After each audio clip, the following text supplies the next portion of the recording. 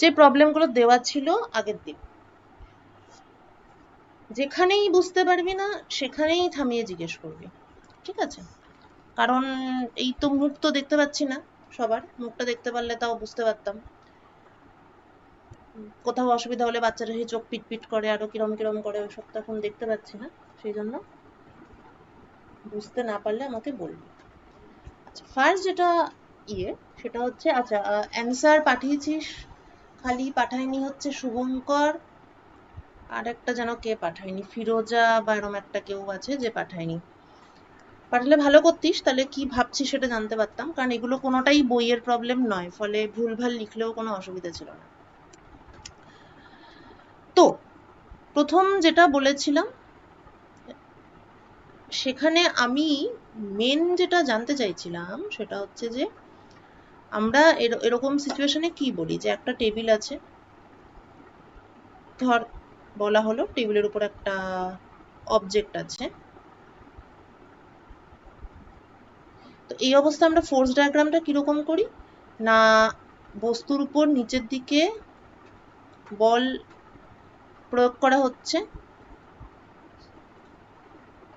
কে করছে না, পৃথিবী, এমজি, আর উপরের দিকে টেবিল দ্বারা বল প্রযুক্ত হচ্ছে, সেটা হচ্ছে এন, অর্থাৎ রিয়াকশন ফোর্স। তাহলে first earth applies force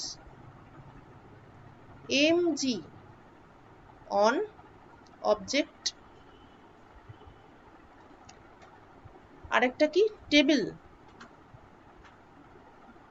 applies reaction force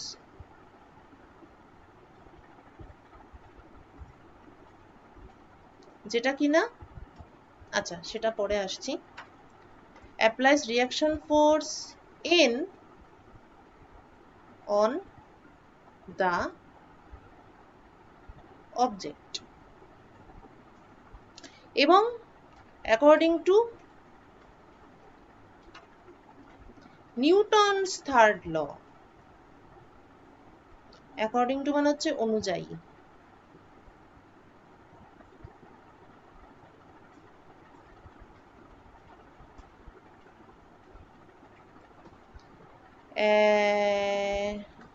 according to, ঠিক আছে, according to Newton's third law মানে হচ্ছে নিউটনের তৃতীয় সূত্র অনুযায়ী, Newton's third law, action is equal and opposite to reaction, সুতরাং mg ইকুয়াল টু n, তাহলে কি হলো, বস্তুর উপর নেট ফোর্স 0 হলো এবং বস্তুটি স্থির অবস্থায় টেবিলের উপর বসে আছে, so the object is at rest.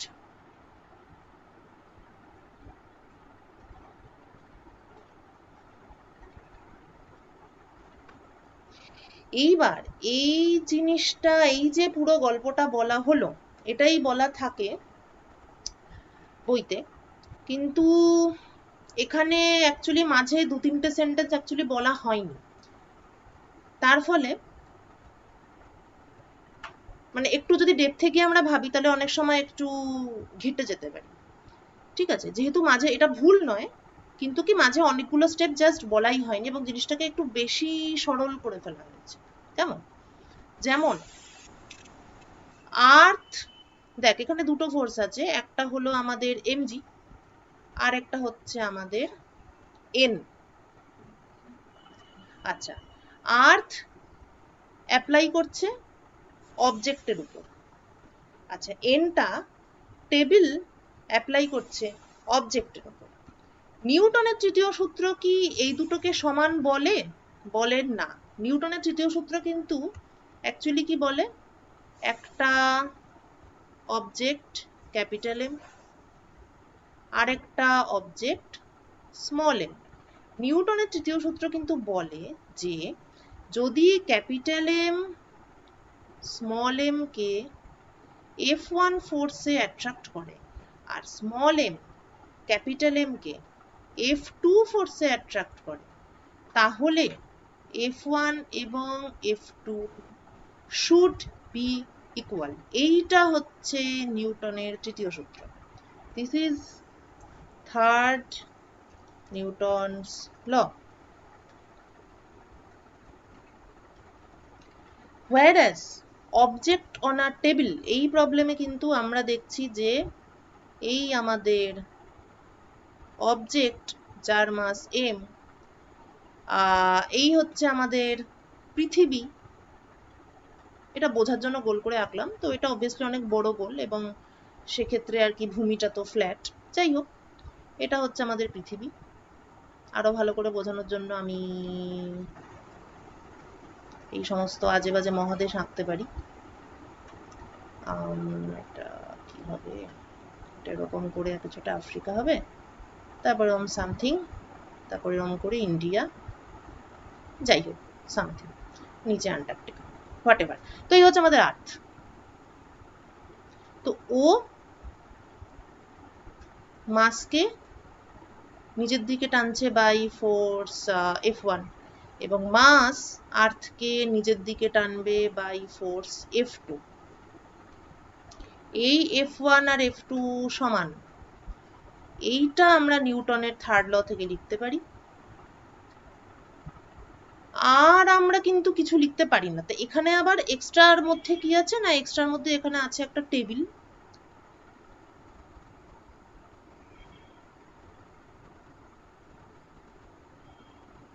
এই হচ্ছে আমাদের টেবিল, আমি এটা ঘুরিয়ে এঁকেছি আর কি। এক্সট্রার মধ্যে আছে আমাদের টেবিল, যেই টেবিলটা উপরের দিকে অর্থাৎ আই মিন অবজেক্টের উপর, রাইট?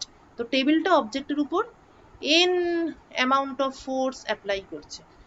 তাহলে আমার প্রশ্ন হচ্ছে এখানে কিভাবে আমরা নিউটনের তৃতীয় সূত্র অ্যাপ্লাই করে লিখতে পারি যে this is equal to n। এইটাই আমি আগের দিন বলেছিলাম যে এই যে সিনারিওটা, এটাকে সঠিকভাবে ব্যাখ্যা করতে গেলে আমাকে কিভাবে ব্যাখ্যা করতে হবে। অবশ্যই এরা সমান, but that does not directly follow from Newton's third law. বরঞ্চ এটা একটা টোটালি অন্যরকম একটা জিনিসের থেকে অ্যাকচুয়ালি এই জিনিসটা আসবে। এটা কি কেউ বলতে পারবি যে কিভাবে আমরা কিভাবে আমরা এটাকে সমান লিখি? বা এখানে যেটা আমি এখন অব্দি যা যা বললাম সেটার মধ্যে কোনো কিছু যদি মনে হয় যে ঠিক নয়, কারোর কোনো অমত আছে, সেটাও বলতে পারিস। এটা ওপেন ক্লাস, ঠিক আছে? এটা মোটেই কোনো সিলেবাসের অন্তর্গত কিছু নয়। এটা আমরা একটু দেখছি 11-12 কি কি পড়লাম।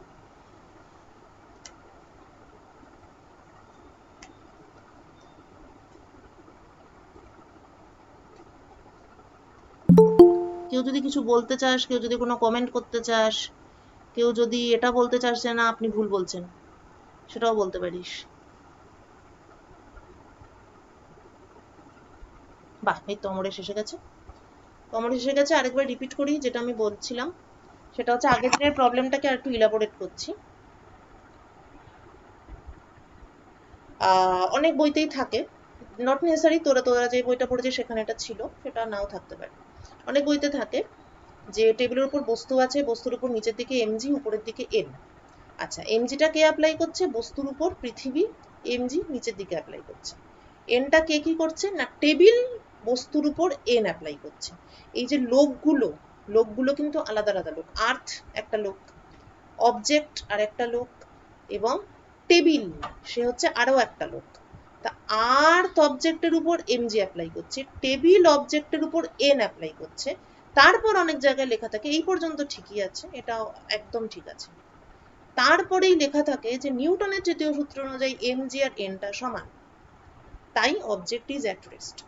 আমার প্রশ্নটা হচ্ছে নিউটনের তৃতীয় সূত্র কি সত্যি এখানে কাজ করছে? কেন বলছি? কারণ নিউটনের তৃতীয় সূত্র বলে যে দুটো অবজেক্ট আছে, এই ধরা যাক m এবং m।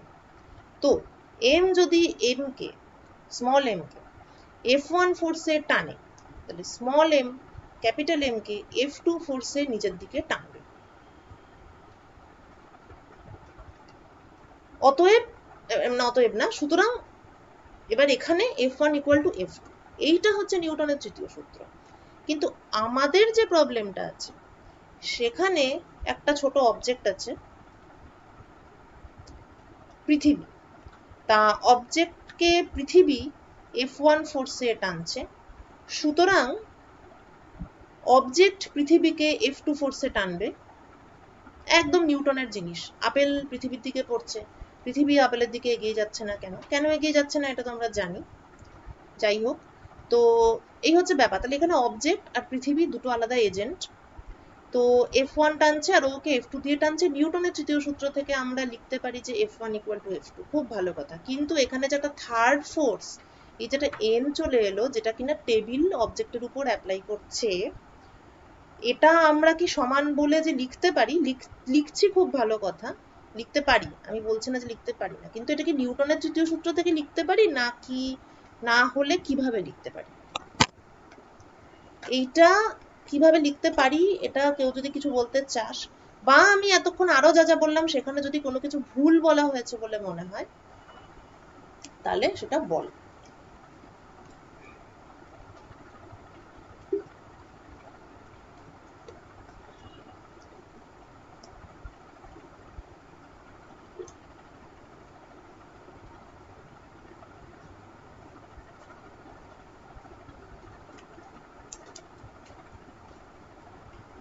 না ম্যাম, জানি না। আচ্ছা, ওকে, বাহ, গুড। আমি এটাই বলতাম যে অ্যাটলিস্ট এইটা বল যে ঠিকই আছে মনে হয় বা কনফিউজ লাগছে। ম্যাম এটা জানি যে n ball ball. Equals to mg হয়, কিন্তু কি করে হয় তা জানি না। বাহ, ঠিক আছে, ওকে। এবার আমি বলছি একটা জিনিস, তাহলে তোরা নিজেরাই ব্যাপারটা বুঝতে পেরে যাবি। এইটাই আমি আগের দিন বলেছিলাম যে এটাকে তোরা অ্যাটমের দৃষ্টিভঙ্গি দিয়ে ভাববি, কারণ আমরা এখন অনেক কিছু জেনে গেছি। এটা হতেই পারে যে নিউটনের সূত্রের চ্যাপ্টারে আমরা অ্যাটম দিয়ে কিছু ভাবিনি, কিন্তু আমরা তো জানি যে ডাল্টনের থিওরি জানি, অ্যাটম থাকে সেটা জানি। আরো একটা জিনিস জানি, সেটা হচ্ছে, এটা জানি কিনা জানি না আমি নিজেও, সেটা হচ্ছে যে একটা বস্তু, তার মধ্যে তো বেসিক্যালি অ্যাটম থাকে। তো ধরা যাক ধরা যাক যে কোনো একটা বস্তুর মধ্যে এরম অ্যাটম আছে, অ্যাটমগুলো ধরা যাক এরম ভাবে সাজানো, মানে এটা মনে কর টেবিল আর কি। This is the surface of the table. তো টেবিলের একদম টপ সারফেসে এই অ্যাটমগুলো আছে, তার ঠিক নিচে এই অ্যাটমগুলো আছে। These are all atoms. Now the atoms are connected to each other. এটা তো পড়েছিস, অনেক রকম বন্ড থাকে। কি কি থাকে? সমযোজী মনে হয় বলে, কোভ্যালেন্ট বন্ড, আর একটা বলে তড়িৎযোজ্যতা, ইলেকট্রোভ্যালেন্ট। মোট কথা বন্ড থাকে। কি টাইপের বন্ড সেটা এখন ওই ডিটেলে যেতে হবে না, কিছু একটা বন্ড থাকে। তা বন্ডগুলোকে আমি জাস্ট ফর সিম্পলিসিটি আমি এরকম ভাবে দেখালাম। এই মাঝখানটা কেন পেঁচানো পেঁচানো দিলাম সেটা বলছি একটু পরে। তো এরকম হচ্ছে ব্যাপারটা। তো এরম এরম এরম করে আর কি অ্যাটমগুলো অবজেক্টের মধ্যে থাকবে।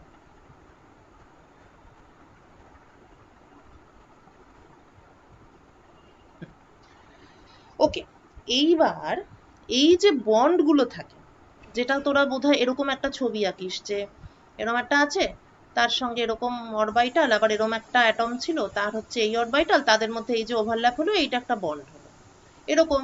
বা ধর ধর সেমিকন্ডাক্টরের ক্ষেত্রে পড়েছিস যে সিলিকনের হাত, চারটে হাত, এরকম টাইপের পড়েছিস আর কি। তো এই যে বন্ডগুলো থাকে, এই যে ইলেকট্রোভ্যালেন্ট বন্ড বা কোভ্যালেন্ট বন্ড, এই বন্ডগুলো কিসের মতো বিহেভ করে? All this bonds behave like springs. Dot পেনে যে স্প্রিং থাকে, সেই রকম স্প্রিং বন্ডগুলো, they all behave like spring. Spring কথাটার মানে কি? স্প্রিং মানে কিন্তু এই নয় যে পেঁচানো থাকলেই সেটা স্প্রিং বা বাকি কোনো কিছুকে স্প্রিং বলা যাবে না। স্প্রিং মানে আর কিছুই নয়, নর্মালি ডট পেনের স্প্রিং যেমন দেখে আমরা অভ্যস্ত, স্প্রিং কথাটা বলার মানে হচ্ছে যে এটার উপর যদি কিছু একটা বল প্রয়োগ করা হয়, then it will be compressed. So suppose, so this was the original length. এবার ধরা যাক আমি এটাকে এপাশ থেকে হাত দিয়ে চেপে দিলাম, ঠিক আছে, আমি একটা এফ ফোর্স অ্যাপ্লাই করলাম, এফ ফোর্স অ্যাপ্লাই করলে স্প্রিংটা একটু চেপে যাবে, the spring will be compressed হয়ে এই হয়ে গেল। So the amount of compression, কতটা সংকুচিত হলো, ধরা যাক এই অ্যামাউন্ট হচ্ছে x, okay. So F is proportional to x, এবং স্প্রিং কি করে, স্প্রিং আবার ওর উপরে এফ বল প্রয়োগ করা হয়েছে, তো স্প্রিং আবার প্রসারিত হয়ে it tries to expand and get back to its original length। এটাও আমরা জানি স্প্রিংকে যদি ছেড়ে দেওয়া হয় তাহলে চটাং করে লাফিয়ে উঠে আগের জায়গায় চলে আসে। তাহলে এই যে দিস প্রপার্টি, এটা এগুলো সবই তোরা ফার্স্ট সেমিস্টারে পড়বি মেকানিক্সে, this property is called the elastic property of the spring. অর্থাৎ কাউকে যদি আমরা বাইরে থেকে কারোর উপর আমরা ফোর্স অ্যাপ্লাই করছি, we are applying the force, now it is compressed হয়ে গেল, then at the same time it will try to get back to its original length, okay।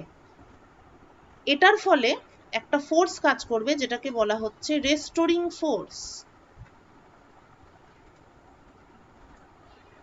Restore কথাটার মানে হচ্ছে পুনরুদ্ধার, ওকে। তাহলে এই রেস্টোরিং ফোর্স স্প্রিংটাকে পুনরায় আগের পজিশনে নিয়ে আসার চেষ্টা করবে। This restoring force is equal and opposite to this applied force. এবং তাহলে রেস্টোরিং ফোর্সকে আমি যদি নাম দিই এফ আরইএস, তাহলে F RES is equal two F. এটা নিউটনের থার্ড লরই একটা এক্সটেনশন। এবং এই রেস্টোরিং ফোর্সটা এর যে ভ্যালুটা, it is proportional to x. এই proportionality constant, the proportionality constant is kx।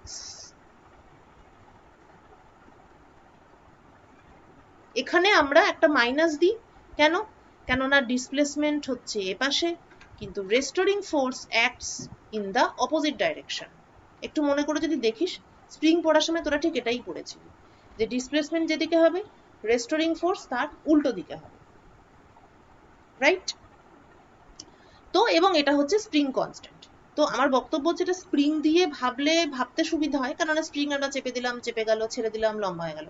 এই জিনিসটাকে আমি যদি বলি যে আমি একটা আয়রন রড নিয়েছি,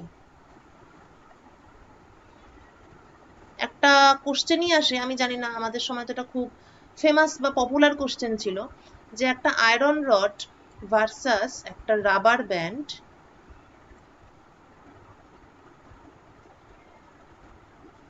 কার স্থিতিস্থাপকতা বেশি?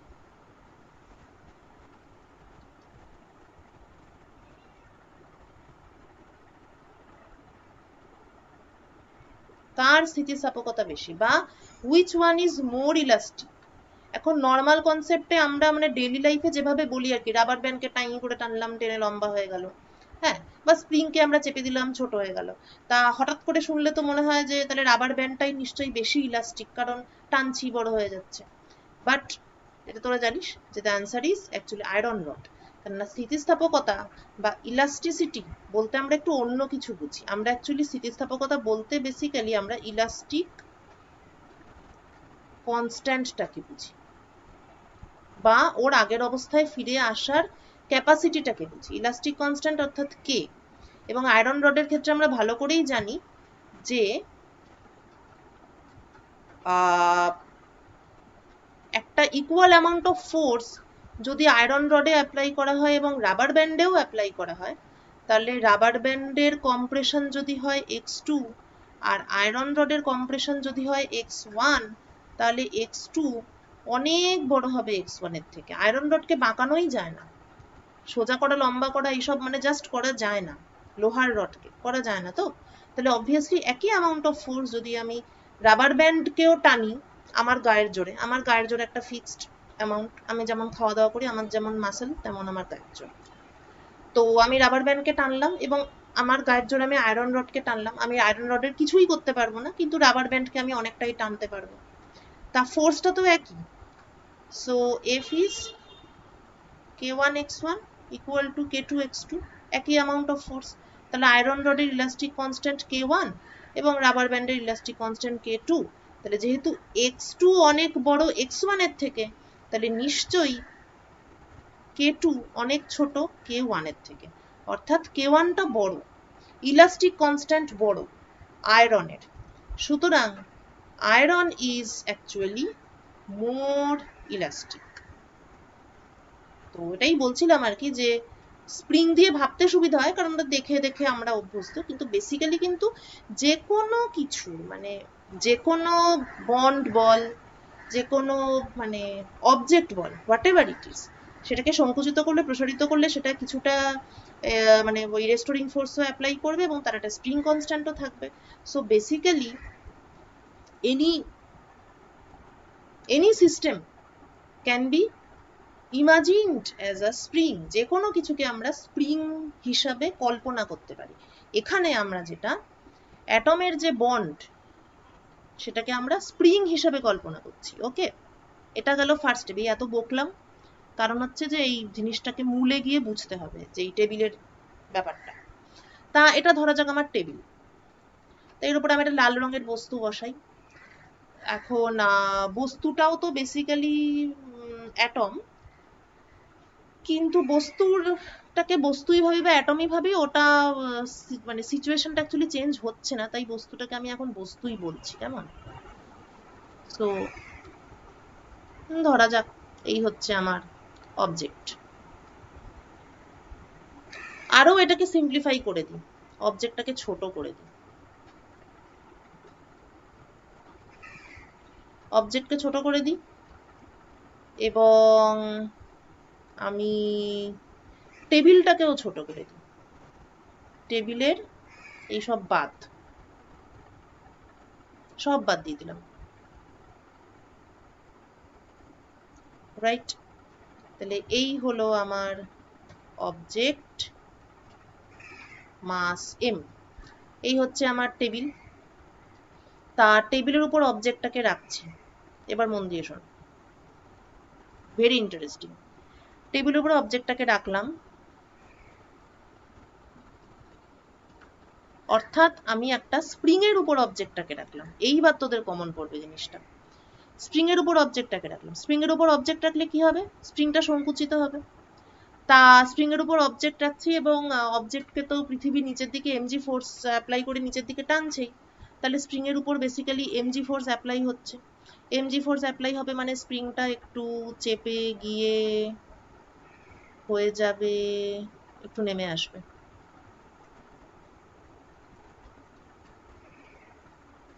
এই এটা আমি সুবিধার জন্য এগেন ধরে নিলাম যে নিচেরটা একই পজিশনে আছে, উপরেরটা নিচে নামলো। আচ্ছা, কতটা চাপলো? এক্স পরিমাণ চাপলো। এক্স ইকুয়াল টু কি? MG by K. কেটা কি? Elastic constant of the bond. দুটো অ্যাটমের মধ্যে যে বন্ডটা আছে তার, সেটাকে একটা স্প্রিং হিসেবে ভাবলাম। সেই স্প্রিং এর যে স্প্রিং কনস্ট্যান্ট সেটা হচ্ছে কে। তাহলে বস্তু টেবিলের উপর রাখা মানে একটা স্প্রিং এর উপর বস্তুটাকে রাখা। স্প্রিং এর উপর বস্তুটাকে রাখলে অবভিয়াসলি স্প্রিংটা সংকুচিত হবে। সংকোচনের পরিমাণ x equal to mg by k. এইটাই হচ্ছে সেই জিনিসটা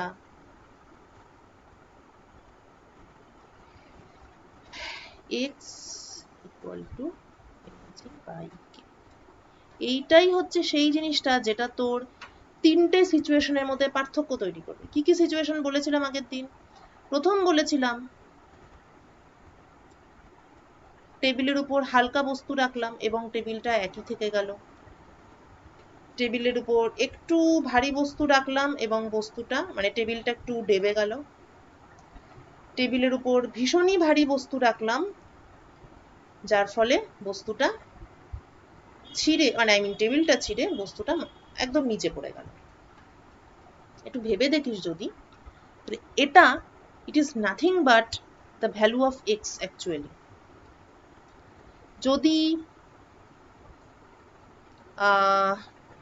কে খুব বড় হয়,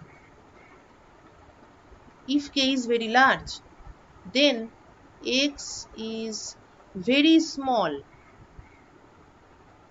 x is very small অর্থাৎ টেবিলের x is very small অর্থাৎ ও যে স্প্রিং এর উপর এসে বসছে অ্যাটম এবং স্প্রিং, এই স্প্রিংটার কোনোই সংকোচন হচ্ছে না, একটুকুও কন্ট্রাকশন হচ্ছে না। If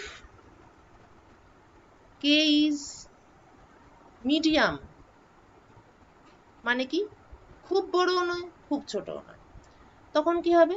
x is also medium. মনে রাখতে হবে ইন অল সিচুয়েশন mg কিন্তু ইকুয়াল টু kx।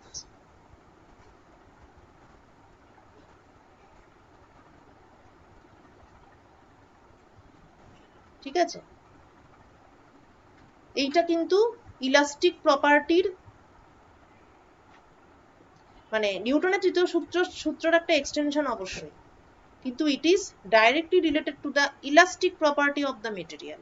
এইটাই আমি বলতে চাইছিলাম তখন, যে এটা কিন্তু কেবলমাত্র ডাইরেক্টলি ফট করে নিউটনের সূত্র অ্যাপ্লাই করে দিলাম তা না, এটার ডেপথে যদি ঢুকিস তাহলে দেখবি যে এটা কিন্তু অ্যাকচুয়ালি বস্তুর ইলাস্টিক প্রপার্টি। কেমন? তো mg সবসময় kx, কিন্তু প্রশ্ন হচ্ছে কে এর ভ্যালু এটা কি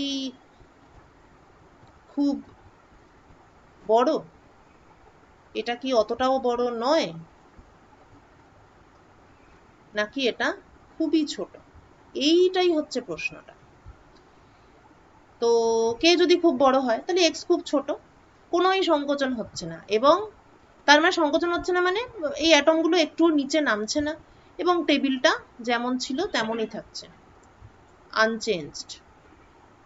টেবিল সোজা ছিল, সোজা থেকে গেল। কে যদি মিডিয়াম হয় তাহলে এক্সটাও medium, mg equal to k x, এটা হোল্ড করছে। কিন্তু কি কে মিডিয়াম তাহলে এক্সটাও মিডিয়াম, এক্স মিডিয়াম অর্থাৎ এই অবজেক্ট এবং এক্স একটা সার্টেন অ্যামাউন্ট অফ কন্ট্রাকশন হচ্ছে।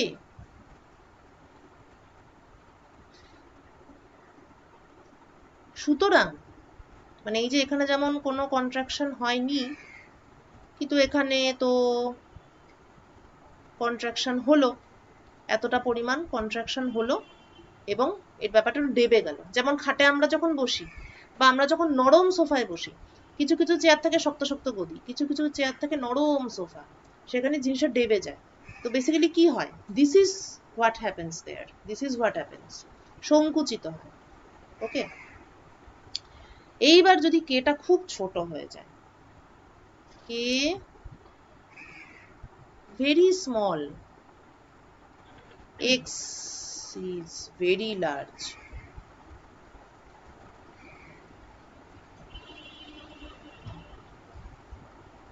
কে খুব ছোট মানে ইলাস্টিক প্রপার্টির অবস্থা খুব খারাপ, ইলাস্টিসিটির অবস্থা খুবই খারাপ, কে খুবই ছোট, তাহলে কি হবে? অ্যাটমটা সাদা চোখে অ্যাটম প্রচুর সংকুচিত হয়ে একদম ঘাড়ের উপর গিয়ে পড়বে। তো এফেক্টিভলি বন্ডটা ব্রেক করে যাবে। ঠিক আছে, ইনফ্যাক্ট কে যদি এতটাই ছোট হয়, কে টেন্ডস টু জিরো মানে ভেরি স্মল, তাহলে এক্স তো বেসিক্যালি টেন্ডস টু ইনফাইনাইট। তো ওরকম ইনফাইনাইট কম্প্রেশন বলে তো কিছু হবে না, বেসিক্যালি সিস্টেমটা ডিসরাপ্ট করবে, বন্ড ব্রেক করবে, অর্থাৎ কাগজটা ছিঁড়ে যাবে বা বলতে পারিস টেবিলটা ভেঙে যাবে। এখন টেবিলের উপর আমি যদি একটা হাতিকে তুলে দিই তো টেবিল তো ভেঙেই যাবে, আর ছোট বাচ্চাকে বসলে টেবিলের কিছু হবে না। ঠিক আছে, বোঝা গেছে? তো এই হচ্ছে সিনারিও। তো মূল কথা হচ্ছে যে elastic property of the table. তো যাদের ক্ষেত্রে কেটা খুব লার্জ সে সমস্ত ক্ষেত্রে টেবিলটাকে বলা হয় রিজিড। এই জিনিসটা সবসময় লেখা থাকে না বইতে।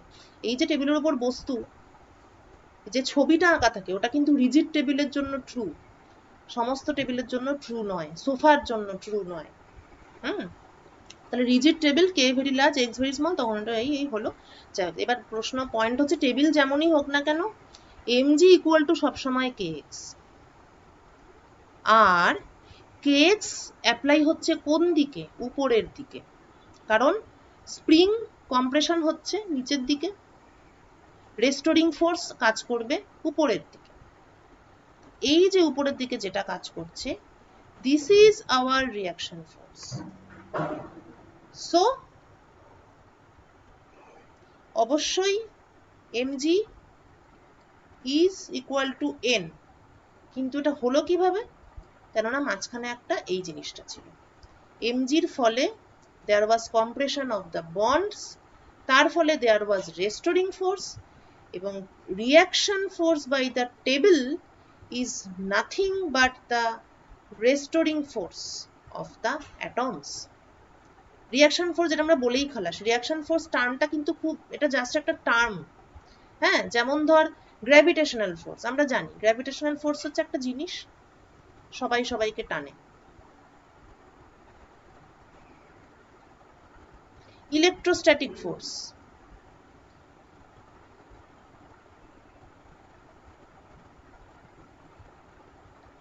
একটা জিনিস দুটো চার্জ একে অপরকে রিপেল করবে বা অ্যাট্রাক্ট করবে। কিন্তু রিয়াকশন ফোর্স এটা একটা আন্তাবৃ জিনিস, এটার কিন্তু রিয়াকশন ফোর্স নামটার মধ্যে কিন্তু কোনো ফিজিক্স নেই। তার রিয়াকশন ফোর্সটা কি এক এক ক্ষেত্রে এক এক রকম, যেমন এইটার ক্ষেত্রে কি compression of the spring and the elastic property.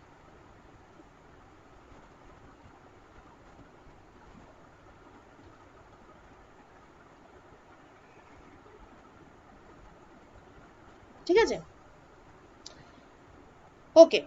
তাহলে এরপরে কোনো ইন্টারভিউতে যখন জিজ্ঞেস করবে তখন গুছিয়ে বলতে পারবি তো যে অ্যাকচুয়ালি ঘটনাটা কি ঘটছে? এগুলো কিন্তু গুগলি প্রশ্নের মধ্যে অন্যতম, পারবি তো বুঝিয়ে বলতে?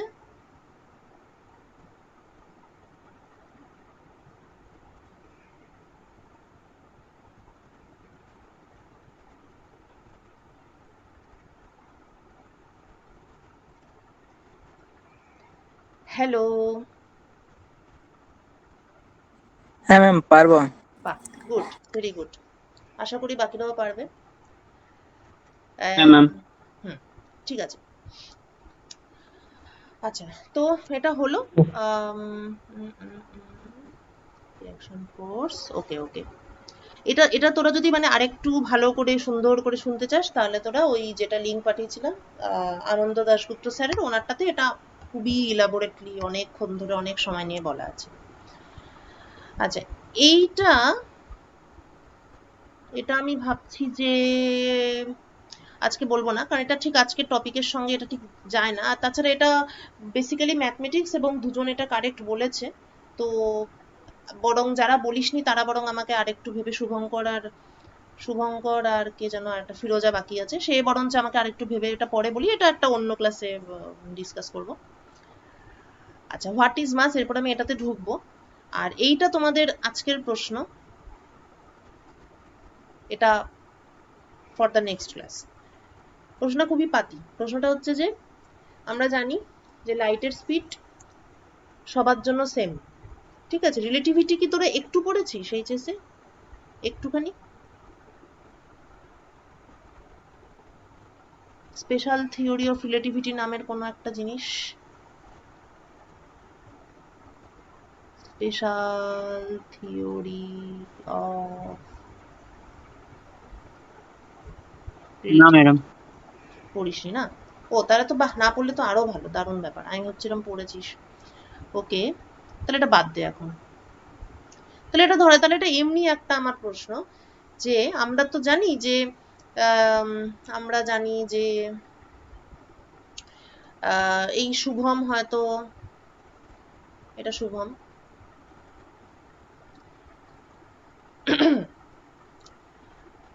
শুভম হয়তো ঘন্টায়, শুভমের হাঁটার স্পিড কত ঘন্টায়? এটা কি কখনো ম্যাডাম মেপেছিস? এভারেজ 5-6 কিমি হবে পার আওয়ার। বাহ বাহ, 5-6 কিমি পার আওয়ার। আচ্ছা তাহলে 5ই করি, 5 কিমি পার আওয়ার।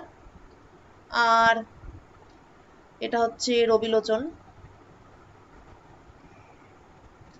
রবিলোচন হয়তো হাঁটছে 6 কিমি পার আওয়ার। এটা আমি দেখছি, আমি দাঁড়িয়ে আছি, আমি দেখছি যে শুভম 5 কিমি পার আওয়ার হাঁটছে আর রবিলোচন 6 কিমি পার আওয়ার হাঁটছে।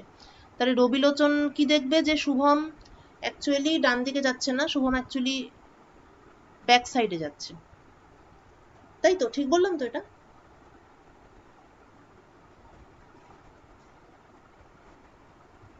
না অন্য কিছু দেখবে?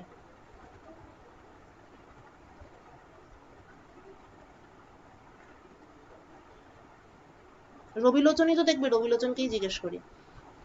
হ্যাঁ রবিলোচন হ্যাঁ ম্যাম, ওটাই হবে ম্যাম। ব্যাক সাইডে তো, ডান দিকে যাচ্ছে না তো। তুই দেখবি যে পিছিয়ে যাচ্ছে, ইয়েস। ওকে, তো এটা হচ্ছে বেসিক্যালি আপেক্ষিক বেগ বা রিলেটিভ ভেলোসিটি। কিন্তু এই লাইটের ক্ষেত্রে তো খুবই আশ্চর্য একটা বিষয়, লাইটের স্পিড এককালে মনে করা হতো ইনফাইনাইট, পরবর্তীকালে দেখা গেল মোটেও ইনফাইনাইট, মানে নির্দিষ্ট স্পিড আছে, 3 × 10⁸ মিটার পার সেকেন্ড, এবং সূর্য থেকে পৃথিবীতে আলো আসতে 8 মিনিট কত একটা সময় লাগে। এই যে লাইটের স্পিড 3 × 10⁸ মিটার পার সেকেন্ড, এইটা this is same for all inertial observers. Inertial observer, inertia আবার সে অনেক বড় একটা জিনিস। ঠিক আছে, আপাতত আমি ইনার্শিয়াল অবজারভার, ইনার্শিয়াল শব্দটার উপর এখন ফোকাস করছি না, কিন্তু আমি জাস্ট বলছি যে লাইটের সবারই রিলেটিভ ভেলোসিটি থাকে, লাইটের কিন্তু ওরম কোনো রিলেটিভ ভেলোসিটির কনসেপ্ট নেই। হ্যাঁ, এই যে শুভম আর এই যে রবিলোচন, ওরা যে দুজন দুটো আলাদা আলাদা স্পিডে হাঁটছে, কিন্তু ওরা দুজনেই যদি লাইটের স্পিড মাপে, দুজনেই দেখবে যে লাইট কিন্তু তাদের দুজনের রেসপেক্টেই 3 × 10⁸ মিটার পার সেকেন্ড এই স্পিডেই যাচ্ছে। লাইটের স্পিড ইজ ফিক্সড। এইটা তোরা মানে এটা ধরেই সবকিছু পড়েছিস, কারণ তোরা যখন মিডিয়ামের প্রতিসরাঙ্ক পড়েছিস তখন তোরা কি পড়েছিস? ইট ইজ c/v,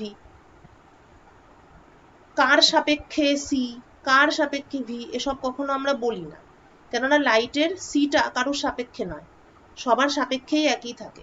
লাইটের ক্ষেত্রে there is no concept of relative velocity. কেমন? তো আমার প্রশ্ন হচ্ছে, এটা এটা কিন্তু অ্যাকচুয়ালি আইনস্টাইনের একটা থট এক্সপেরিমেন্টের ফল। মানে হঠাৎ করে লাইটকে আমি কেন রিলেটিভ ভেলোসিটি থেকে নিষ্কৃতি দিলাম, সবাইকেই তো আমরা এরকম করে দিচ্ছি, তো কেন আমি হঠাৎ ভাববো? তো নিউটনেরও যেমন ওই ভাবনাটা খুবই অদ্ভুত একটা ভাবনা, যে গ্রহ নক্ষত্র সবাই গোল গোল ঘুরছে, সূর্য একদিকে উদয় হচ্ছে অপর দিকে অস্ত যাচ্ছে, তো সেটাও তো একটা গোল, একটা সার্কুলার মোশন। এই যে নিউটন ভাবলেন যে মানে নর্মাল নর্মাল মোশন কিন্তু অ্যালং আ স্ট্রেট লাইন, কেউ যদি গোল গোল ঘোরে তার মানে দেয়ার ইজ আ ফোর্স। এই যে এই যে জিনিসটা নিউটন ভাবলেন, একটা অসাধারণ জিনিস।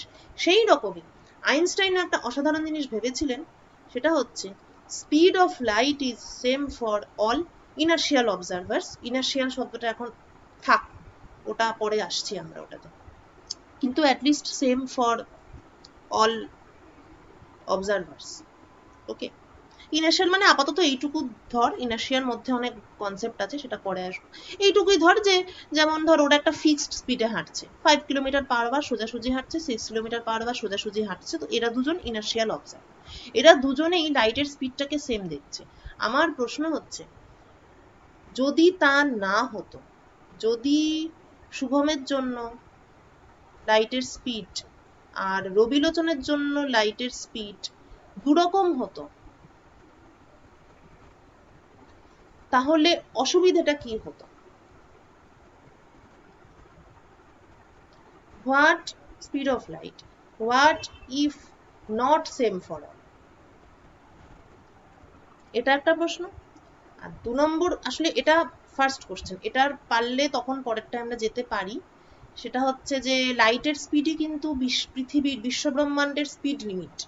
এই যে 3 × 10⁸ মিটার পার সেকেন্ড, এর থেকে বেশি স্পিডে কোনো পার্টিকেলের পক্ষে কোনো দিন এর থেকে বেশি স্পিডে মুভ করা সম্ভব নয়। ব্যাপারটা খুবই অদ্ভুত। আমি যদি বলি যে কেন ম্যাডাম, একটা পার্টিকেল এই স্পিডে যাচ্ছিল, আমি তার উপর ফোর্স অ্যাপ্লাই করলাম, force is equal to mass into acceleration, তাহলে ওর তো একটা অ্যাক্সিলারেশন হবে, অ্যাক্সিলারেশন যেটা কিনা ইকুয়াল টু F/m হবে।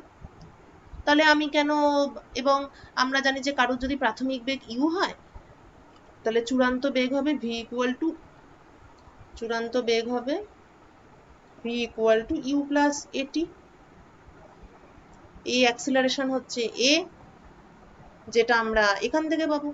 তা কেন আমি এর থেকে বেশি স্পিডে কেন যেতে পারবো না?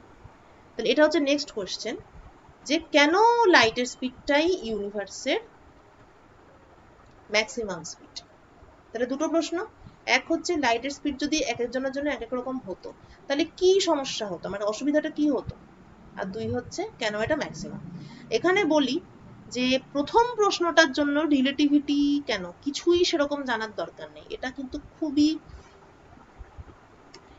একদম এমনি ভাববি, মানে ছোটবেলায় লোকে যেমন এমনি আন্তাবৃ ভাবে, সেই রকম ভাববি। এটার সঙ্গে কোনো ফিজিক্সের কোনো কিছু জানতে হবে, পড়তে হবে, কোনো কিছুর সঙ্গে এটার কোনো সম্পর্ক নেই, কিন্তু একদম নেই। সেকেন্ডটা একটু অ্যাডভান্সড কোশ্চেন, প্রথমটা কিন্তু তা নয়। ফলে লাইটের স্পিড সবার জন্য একই কেন, একই না হলে কি হতো, এটা তোরা, আমি দেখি যে তোরা কত রকম ভাবিস আর কি, যেমন মাস নিয়ে অনেক রকম ভেবেছিলি। হ্যাঁ, তো এটা for next day, next day মানে হচ্ছে সোমবার আমার ক্লাস আছে, তো সোমবার আমরা এটা নিয়ে ডিসকাস করব।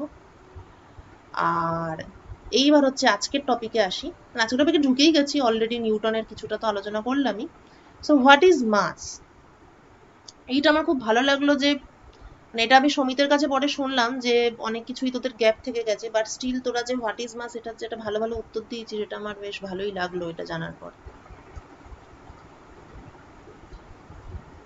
হোয়াট ইজ মাস, প্রথমেই বলি, মাসকে ওয়েট দিয়ে বর্ণনা করা একদম ঠিক না। কেন ঠিক না? কারণ যখন ওজন থাকে না, তখনও ওর মাস থাকে, এটা তো তোরা জানিসই। মাস তো মাস, এবার কেউ ওকে আকর্ষণ করলে তখন সেটা এমজি, চাঁদের ক্ষেত্রে এটা হয়ে যাবে g/6। তো ওয়েট দিয়ে মাসকে বলা যায়, স্টেটমেন্টটা ভুল আমি বলছি না, কিন্তু মাসকে ডিফাইন করতে গেলে ওয়েটের দিকে যাওয়া একদম উচিত। আচ্ছা, নেক্সট হচ্ছে, অনেক রকম উত্তর পেয়েছিলাম, একটা একটা করে বলছি। আচ্ছা, নেক্সট হচ্ছে ও আচ্ছা হ্যাঁ, অ্যামাউন্ট অফ, পদার্থের পরিমাণ আর কি, অ্যামাউন্ট অফ মেটেরিয়াল,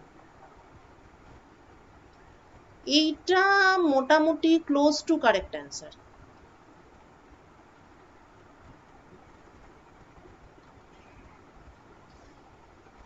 তবুও কি বলতো, মানে তখন এই প্রশ্নটা আসবে, তাহলে মেটেরিয়াল বলতে আবার কি তুমি আমাকে বোঝাও। তারপরে এই প্রশ্ন আসবে যে তাহলে মেটেরিয়ালের মাস সেটা আবার কিরকম ব্যাপার হলো, মানে ঠিকই আছে কিন্তু একটু আর কি ধোঁয়া ধোঁয়া। আরেকটা উত্তর এসেছিল,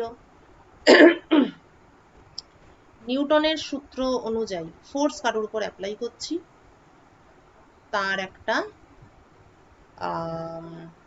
অ্যাক্সিলারেশন হচ্ছে d2x dt2।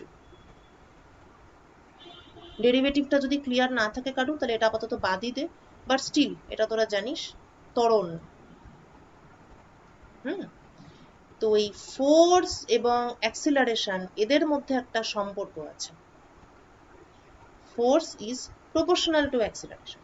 এই যে প্রপোর্শনালিটি কনস্ট্যান্ট, এইটাই হচ্ছে মাস। এটা একটা উত্তর ছিল। আরেকটা উত্তর ছিল যেটা সম্ভবত অমরেশ বলেছিল, যে মাস ইজ অ্যান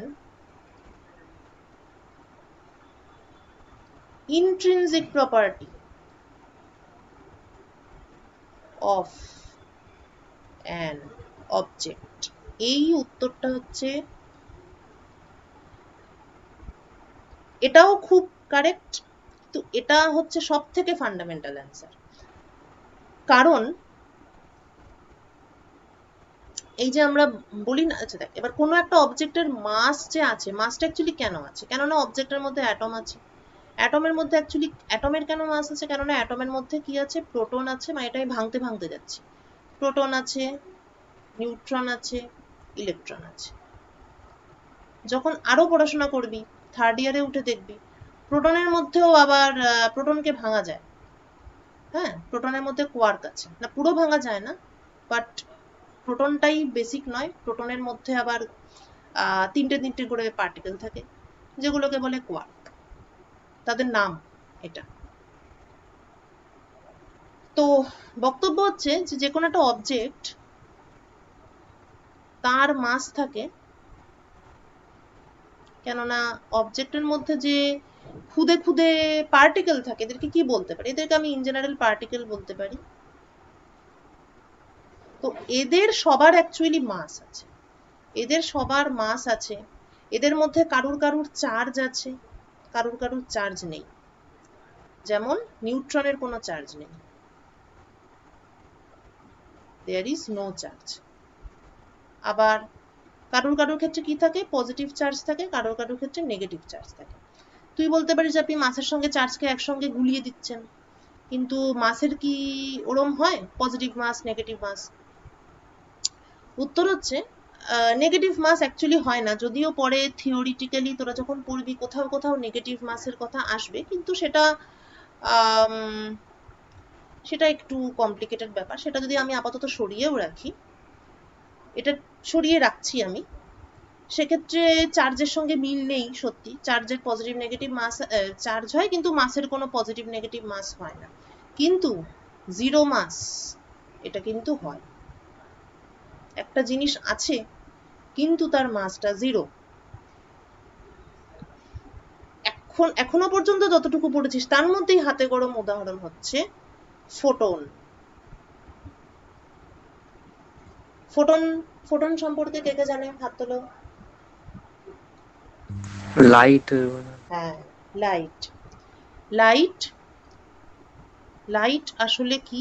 মানে এখনো পর্যন্ত আমরা যা জেনেছি, লাইট হচ্ছে বিশ্বব্রহ্মাণ্ডের সব থেকে কনফিউজিং জিনিস। লাইট মানুষকে যা কনফিউজ করেছে, এত কনফিউজ আর কোনো কিছু করেনি। তো এখন আমরা লাইটকে যা ভাবি সেটা হচ্ছে একটা বাল্ব, বাল্ব থেকে লাইট আসছে, তার মানে বাল্ব থেকে একটা স্ট্রিম অফ অদ্ভুত টাইপের পার্টিকেলস, স্ট্রিম অফ পার্টিকেলস, কিন্তু সেগুলো খুবই অদ্ভুত। সেই অদ্ভুত টাইপের পার্টিকেল হচ্ছে ফোটন, তার নাম। এবং ও যে সত্যি উদ্ভট, তার প্রথম প্রমাণটাই হচ্ছে যে ওর মাস নেই, মাস জিরো। তাহলে বোঝা গেল এই চার্জ যেমন একটা জিনিস, যেটা একটা বেসিক জিনিস, একটা প্রপার্টি, কারুর থাকে কারুর থাকে না, কারুর পজিটিভ নেগেটিভ। মাসও তেমন একটা জিনিস, একটা ইন্ট্রিনসিক প্রপার্টি। কোনো কোনো পার্টিকেলের থাকে, কোনো কোনো পার্টিকেলের থাকে না, কারোর কারোর ক্ষেত্রে নেগেটিভ হতে পারে, সেটা একটু কমপ্লিকেটেড জিনিস, ওটা আমরা অনেক পরে দেখব। এবং তারপর তোদের মনে হতে পারে যে এবার চার্জ কেন থাকে, মাস কেন হয়, এটা হচ্ছে আরো ফান্ডামেন্টাল কোশ্চেন হয়ে গেল, যে প্রপার্টি আমি বুঝলাম, আমি অবজার্ভ করলাম, আপনি বললেন আমি শুনলাম, বা আমি অবজার্ভ করেছি এক্সপেরিমেন্টালি, কিন্তু তাও মানে তারও তো একটা কেন আমি জিজ্ঞেস করতেই পারি যে কেন থাকে, কেন কারোর মাস থাকে না, এটা আমি জিজ্ঞেস করতেই পারি। তারও উত্তর আছে, সেগুলো একদম লেটেস্ট রিসার্চ। তো সেই উত্তরটাই মাসের ক্ষেত্রে তার উত্তর হচ্ছে হিগস বোসন। এবং আরেকটা যেটা খুব গুরুত্বপূর্ণ সেটা হচ্ছে তোরা শক্তির নিত্যতা সূত্র, এনার্জি কনজারভেশন থিওরি, এবং ভরের নিত্যতা সূত্র, মাস কনজারভেশন প্রিন্সিপল। রবিলোচনের প্রবলেম হলে বলবি, মানে টার্মগুলোর জন্য বলছি। এনার্জি কনজারভেশন, পৃথিবীর মোট শক্তির পরিমাণ স্থির, পৃথিবী না বিশ্বব্রহ্মাণ্ডের। এবং ভরের নিত্যতা, মাস, মোট ভরের পরিমাণ ধ্রুবক, আসলে কিন্তু ধ্রুবক নয়। এগুলো ছোটবেলায় অনেক কিছু থাকে জিনিসটাকে মেবি সহজ করার জন্য, কিন্তু পরে আবার ওগুলো মাথা থেকে বের করতে গিয়ে আবার সেই মহা মুশকিল হয়। মোটেও এনার্জি এবং মাস আলাদা আলাদা ভাবে কনজার্ভ নয়, এবং অ্যাকচুয়ালি মাস এবং এনার্জিকে আলাদা করাই সম্ভব নয়। মাস আর এনার্জি একই জিনিস।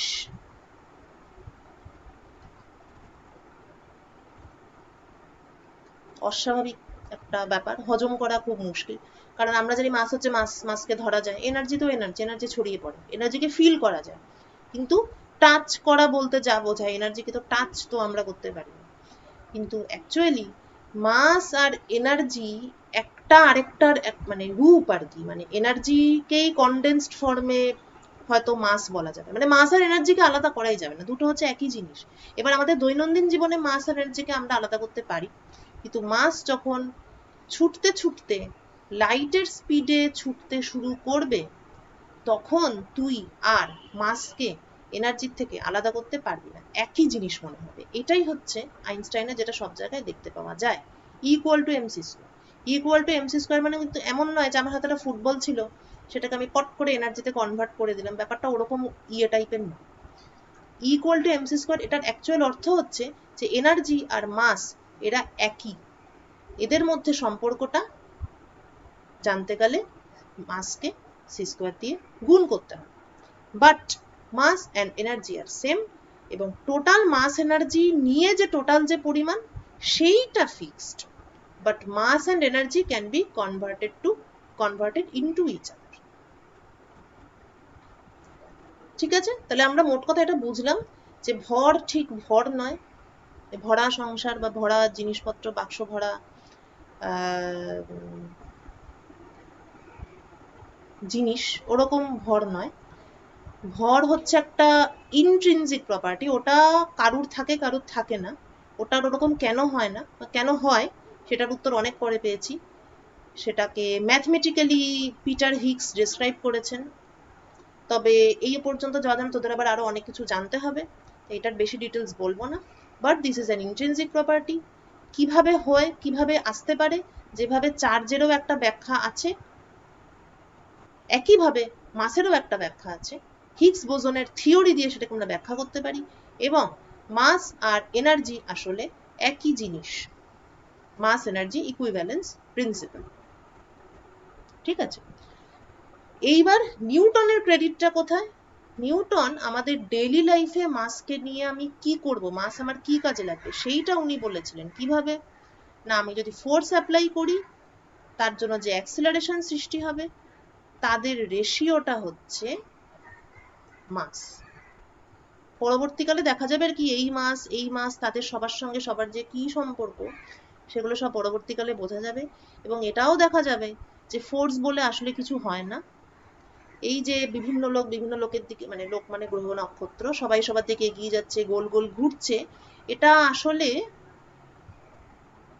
কেউ কারোর উপর ফোর্স অ্যাপ্লাই করেনি। আসলে আমরা যে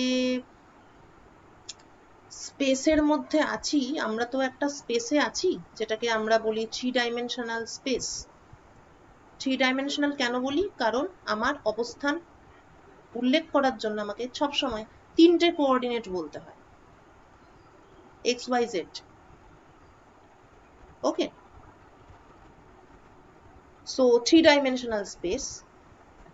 তো এই স্পেস তার সঙ্গে আবার টাইম, স্পেস বলে আলাদা কিছু হয় না, পরে আমরা দেখব। স্পেসের সঙ্গে টাইম একদম অঙ্গাঙ্গিভাবে জড়িত, তাই 3Dটা আসলে 3D নয়, 3D হয়ে যাবে 4D। এই স্পেস টাইমটা হচ্ছে প্রচন্ড বাঁকাচোরা একটা স্পেস টাইম। তার ফলেই সূর্যের চারপাশে পৃথিবী ঘুরছে, ফোর্স বলে কিছু হয় না। এগুলো অনেক পরে জানবি, আস্তে আস্তে জানবি আর কি, স্টেপ বাই স্টেপ। তো এগুলো আমি একটা কারণেই বললাম, কারণ এটা হচ্ছে তোদের ডেস্টিনেশন, ঠিক আছে? মানে স্কুল লেভেল পর্যন্ত কিছু একটা জানতিস, কিন্তু সেটা হচ্ছে বেসিক। এখন জেনে জেনে আমরা আরো অনেক কিছু জেনে গেছি, তো জেনে জেনে আমরা এখন এই সমস্ত জায়গায় দাঁড়িয়ে আছি, হিগস বোসন, এই স্পেস টাইম, ফোর্স বলে কিছু নেই, ইত্যাদি ইত্যাদি। তো এখন এই যে তোরা 3 বছর পড়াশোনা করবি, এই পড়াশোনা করার উদ্দেশ্য হচ্ছে যে এখন আমরা কি জানলাম, কারণ প্রত্যেক মুহূর্তে আমরা নতুন জিনিস জানতে পারি। আমাদের যে ইউনিভার্স এবং আমাদের যে প্রকৃতি, সেটা এতটাই মিস্টিরিয়াস, বা এটাও বলা যেতে পারে যে আমরা এতটাই বোকা যে আমাদের বুঝতে মানে প্রচুর সময় লাগছে। কারণ শত শত বছর ধরে বিজ্ঞানীরা রিসার্চ করছেন, করে করে এত এত বছর ধরে আমরা বুঝছি, এখনো আমরা বুঝতে পারিনি। তো তাও যতটা বুঝেছি ততটাই তোরা এখন এই 3 বছরে তোরাও আর কি ওইগুলো বুঝবি, কিন্তু স্টেপ বাই স্টেপ। এবার মনে হতে পারে যে কি চ্যাপ্টার ওয়াইজ শুরু হলো, রোটেশনাল মোশন, হ্যাঁ, তো ওটা অবশ্যই এইগুলোর মতন অ্যাট্রাকটিভ নয়, কিন্তু এই প্রতিটা জিনিস ভালোভাবে বুঝলে তবেই at the end of the day এই সব জিনিসগুলো তোদের কাছে সহজ বলে মনে হবে। এগুলো কোনোটাই এমন কঠিন নয় যে চেষ্টা করলেও বোঝা যাবে না। কিন্তু কি, যেমন একতলা থেকে লাফিয়ে 5 তলায় ওঠা যায় না, 5 তলায় পিৎজা খাওয়ানো হচ্ছে, কিন্তু ওরকম তো লাফিয়ে তো তুই যেতে পারবি না, তোকে সেই কষ্ট করে 1 তলা 2 তলা 3 তলা ওরকম সিঁড়ি দিয়ে উঠতে হবে। সেই রকমই প্রতিটা জিনিস শিখতে হবে। যদি কঠিন লাগে তাহলে একটু কষ্ট করে শিখতে হবে, প্রবলেম প্র্যাকটিস করতে হবে, প্রবলেম দেওয়া হবে, এসডি স্যার দিচ্ছেন, আমিও দেবো। সেগুলো যদি করতে খুব বিরক্ত লাগে তবুও করতে হবে। এই ছোট ছোট কষ্টগুলো করলে তখন at the end of the 3rd ইয়ার বা এমএসসির শেষে, তখন তোরা দেখবি যে এই যে একটা অস্বাভাবিক যে মিস্ট্রি অফ ইউনিভার্স, সেইটা সম্পর্কে তোরা ভালোভাবে আইডিয়া করতে পেরেছিস। আদারওয়াইজ আমি জানি যে তোরা এখন ইউটিউবে অনেক কিছুই দেখিস, নিশ্চয়ই দেখিস, কারণ এগুলো খুব সুন্দর সুন্দর ভিডিও প্রচুর পাওয়া যায়, ডার্ক ম্যাটার, ঠিক আছে? পৃথিবীর 75%ই নাকি ডার্ক ম্যাটার, যেটা সম্পর্কে আমরা কিছুই জানি না। এগুলো এখন দেখলে দেখতে খুব ভালো লাগবে, কিন্তু পুরোপুরি বুঝতে পারবি না। আর মোর ইম্পর্টেন্ট হলো এইগুলোর থেকে তোরা নতুন কিছু ভাবতে পারবি না। তো যদি এগুলো নিয়ে নতুন কিছু ভাবতে হয়, যেটাকে অ্যাকচুয়ালি রিসার্চ বলে বা পিএইচডি করা এটাকেই বলে, তো যদি এগুলো নিয়ে নতুন কিছু ভাবতে হয় তোকে, তাহলে তোকে এক্সিস্টিং যা আছে সেগুলোকে খুবই ভালোভাবে বুঝতে হবে, একদম ডেপথে গিয়ে, যেমন ভাবে এইটাকে আমরা বুঝলাম, অবজেক্ট অন দ্য টেবিল, এই অ্যাটম আছে, কি হচ্ছে না হচ্ছে, প্রতিটা পয়েন্টকে বুঝতে হবে। প্রতিটা পয়েন্টকে বুঝলে তবেই ডেপথে গিয়ে ভাবাটা অভ্যেস হবে, নতুন নতুন আইডিয়া মাথায় আসবে, প্রবলেম সলভিং প্র্যাকটিস করতে করতে ম্যাথমেটিক্সটা আয়ত্তে আসবে। এই প্রত্যেকটা জিনিসই কিন্তু পিওরলি ম্যাথমেটিক্যাল, কারণ এগুলো সব থিওরি, তো এগুলো পিওরলি ম্যাথমেটিক্যাল। ম্যাথমেটিক্সটা বুঝবি, আস্তে আস্তে অবজারভেশন ভালো হবে, এই সব মিলিয়ে। তো দিস ইজ ইয়োর, মানে আমারও, this is actually hour destination, যেটা আমরা 3rd ইয়ারের শেষে আমরা এখানে দাঁড়াবো আর কি। তো তাহলে আবার আমরা 3rd ইয়ারে আসবো, মানে আই মিন 3rd ইয়ারে আবার আমরা এই পেজটা খুলবো যে আমরা এই পেজটার কতটা বুঝলাম, ঠিক আছে? তো আজকের ক্লাসটা এতটাই থাক, অঙ্কটা আমরা সোমবার প্র্যাকটিস করব, আর আমার অ্যাসাইনমেন্টটাও আমি সোমবারে দেব। আর সোমবার তোরা এইটা একটু ভেবে আসবি যে স্পিড অফ লাইট সবার জন্য সেম না হলে কি হতো, আর এটা কেন ম্যাক্সিমাম, যা মনে হয় তাই করবি। ওকে, আচ্ছা কেউ কিছু আর বলতে চাস তাহলে বলতে পারিস, আর না হলে তোরা লাঞ্চ করতে যেতে পারিস।